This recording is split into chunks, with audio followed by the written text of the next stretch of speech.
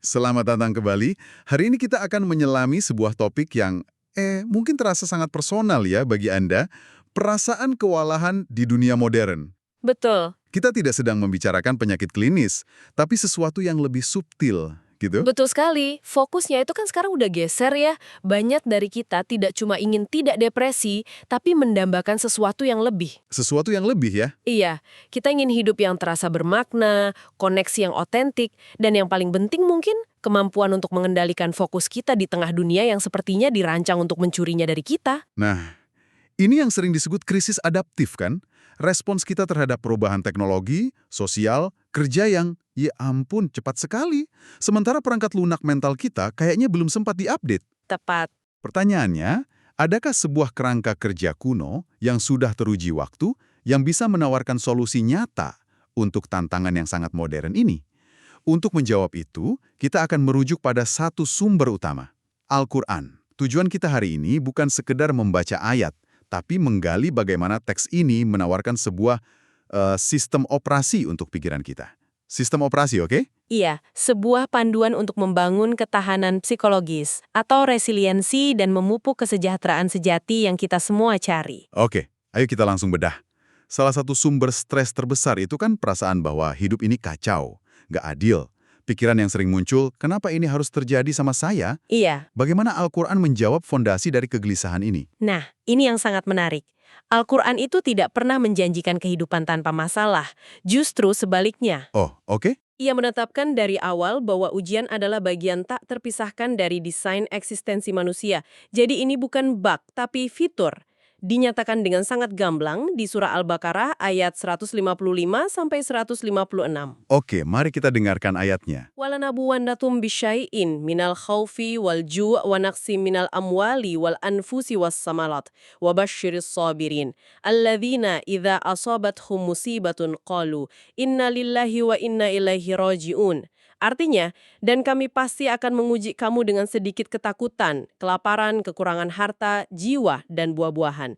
Dan sampaikanlah kabar gembira kepada orang-orang yang sabar, yaitu orang-orang yang apabila ditimpa musibah, mereka berkata, Inna lillahi wa inna ilaihi raji'un. Sesungguhnya kami milik Allah dan kepadanya lah kami kembali. Ini pergeseran cara pandang yang luar biasa ya. Jadi kesulitan itu bukan kecelakaan atau kesalahan sistem, tapi emang bagian dari permainannya. Betul. Dan respons yang diajarkan itu, Inna lillahi wa inna ilaihi roji'un. Kita sering dengar saat ada kabar duka, tapi maknanya di sini terasa jauh lebih dalam ya. Jauh lebih dalam. Itu bukan sekedar ungkapan pasrah. Bayangkan Anda sedang tersesat di hutan. Kalimat itu seperti Anda mengeluarkan kompas dan bilang, oke, saya tahu saya milik siapa dan saya tahu arah pulang. Oke, penegasan arah. Betul, ini adalah penegasan kepemilikan dan arah tujuan. Ini secara efektif membingkai ulang musibah dari tragedi personal yang acak menjadi bagian dari perjalanan pulang yang lebih besar dan bertujuan. Dan ada jaminan juga kan, kalau beban ini nggak akan melampaui batas kemampuan kita? Tepat, konsep ini diperkuat lebih lanjut.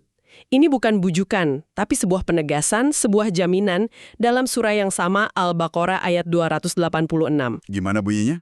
La yukallifullahu nafsan illa wus'aha.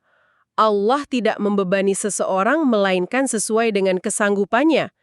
Ini bukan harapan, tapi sebuah pernyataan fakta ilahi. Ini fondasi resiliensi. Keyakinan bahwa tantangan apapun yang kita hadapi secara definitif ada dalam kapasitas kita untuk menanganinya. Itu melawan narasi putus asa ya. Benar, itu langsung mematahkan narasi keputusasaan dan perasaan tidak berdaya yang sering melumpuhkan kita. Baik, jadi mindsetnya sudah kita dapatkan, ujian itu pasti datang, tapi kita juga pasti sanggup menghadapinya. Itu fondasinya, betul. Tapi punya mindset aja kan nggak cukup. Kita butuh alat praktisnya. Gimana cara kita membangun otot resiliensi ini sehari-hari? Tentu, Al-Quran menawarkan setidaknya 3 strategi praktis yang saling terkait. Yang pertama adalah sabar. Dan ini penting. Oke, sabar. Sabar dalam Al-Quran itu bukan berarti penantian pasif atau sekedar dia menunggu badai berlalu, melainkan ketekunan, daya tahan aktif, dan kegigihan di tengah badai.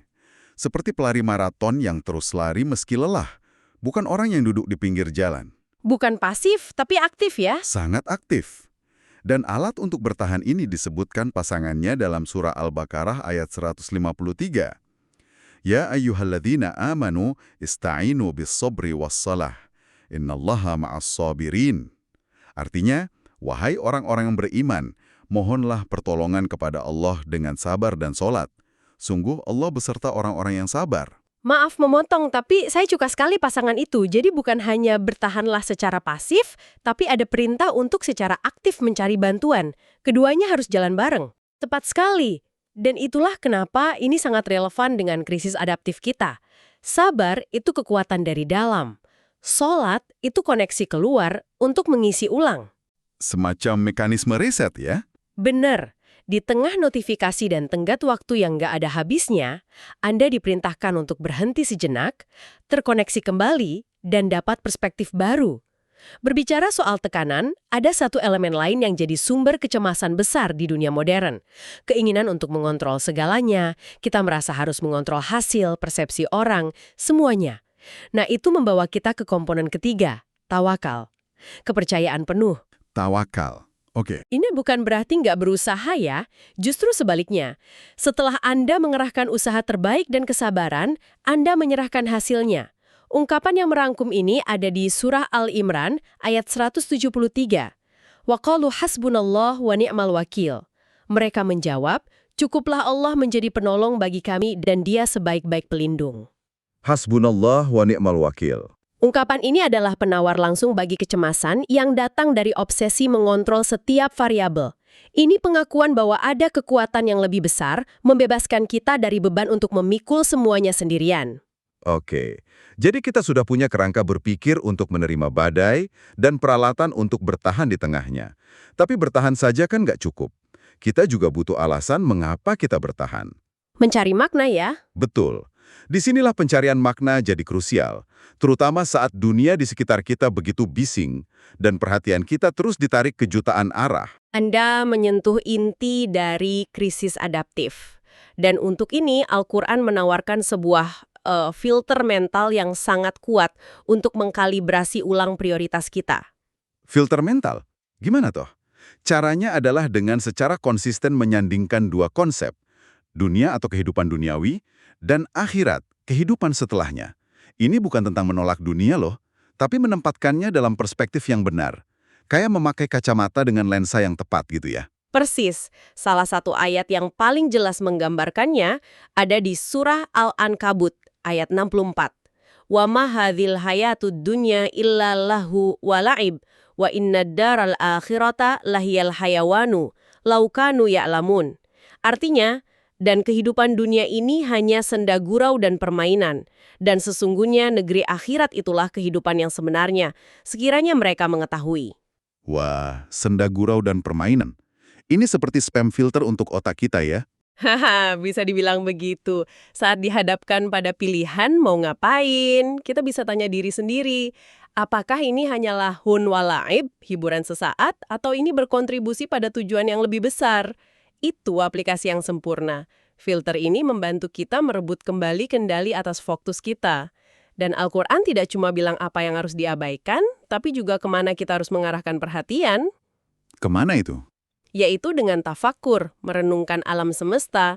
Ini adalah undangan untuk keluar dari gelembung digital kita. Seperti dalam surah An-Nahl ayat 12, وَسَخَّرَ لَكُمْ اللَّيْلَ وَالنَّهَارَ وَالشَّمْسَ وَالْقَمَرَ وَالنُّجُومُ مُسَخَّرَاتٌ بِأَمْرِهِ Inna fi dzalika laayatil liqaumin ya'qilun.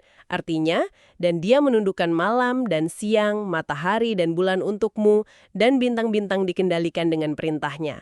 Sungguh pada yang demikian itu benar-benar terdapat tanda-tanda kebesaran Allah bagi orang-orang yang mengerti. Ini pada dasarnya latihan mindfulness yang terstruktur ya? Benar sekali.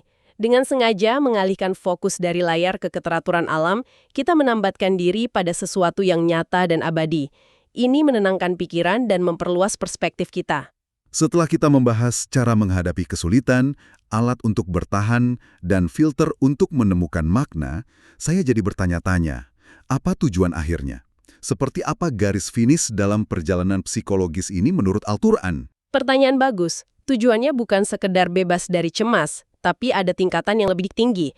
Al-Quran secara eksplisit menyebut dirinya sebagai syifa, penyembuh. Penyembuh, iya. Bukan hanya untuk penyakit fisik, tapi juga untuk penyakit jiwa. Cemas, putus asa, dan ketiadaan makna. Dan ada satu ayat yang secara langsung melarang keputusasaan.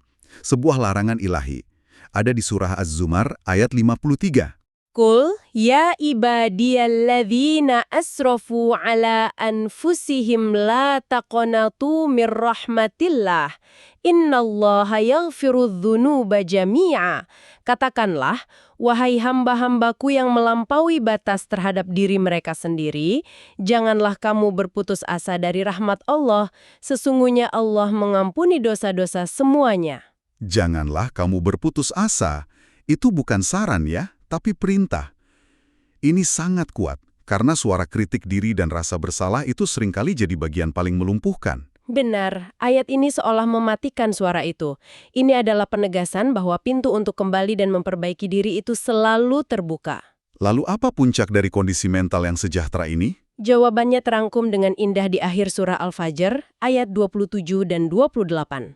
Ya ayyatuhan nafsul mutmainnah, irji'i ila rabbika radiyatan mardiyah.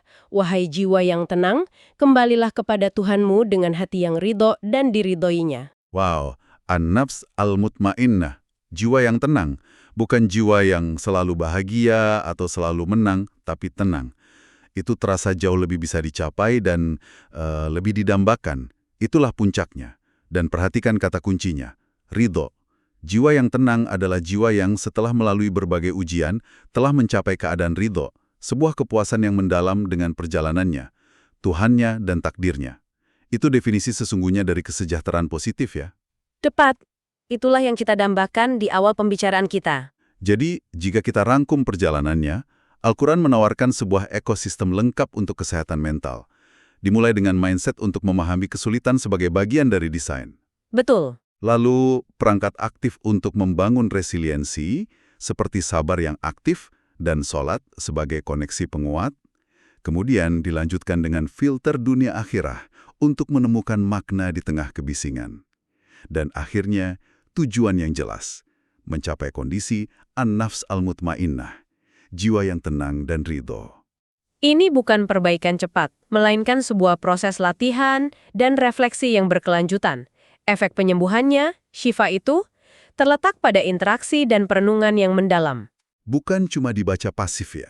Tepat sekali. Ini adalah panduan untuk diinternalisasi dan dipraktikkan dalam pilihan-pilihan kecil kita setiap hari. Sebagai penutup, ada satu pemikiran yang cukup mengusik saya. Di akhir surah Al-Baqarah ayat 286, ada kalimat, baginya pahala dari kebajikan yang diusahakannya, dan atasnya dosa dari kejahatan yang diperbuatnya. Iya. Kita sering memahami ini dalam konteks amal dan balasan nanti ya kan? Tapi, gimana kalau kita melihatnya juga sebagai hukum sebab akibat psikologis yang terjadi di sini dan saat ini? Sebuah perspektif yang menarik. Lanjutkan. Kita sering berpikir kesehatan mental itu sesuatu yang terjadi pada kita. Tapi ayat tadi seolah mengatakan, ketenangan atau kegelisahanmu adalah sesuatu yang kamu usahakan setiap hari. Saya paham maksud Anda. Jadi, pertanyaan untuk kita renungkan bersama mungkin adalah, hari ini pilihan kecil apa yang bisa Anda buat, apa yang Anda baca, siapa yang Anda telepon, di mana Anda menaruh fokus untuk mengusahakan sedikit lebih banyak ketenangan untuk jiwa Anda. Sebuah pemikiran untuk direnungkan.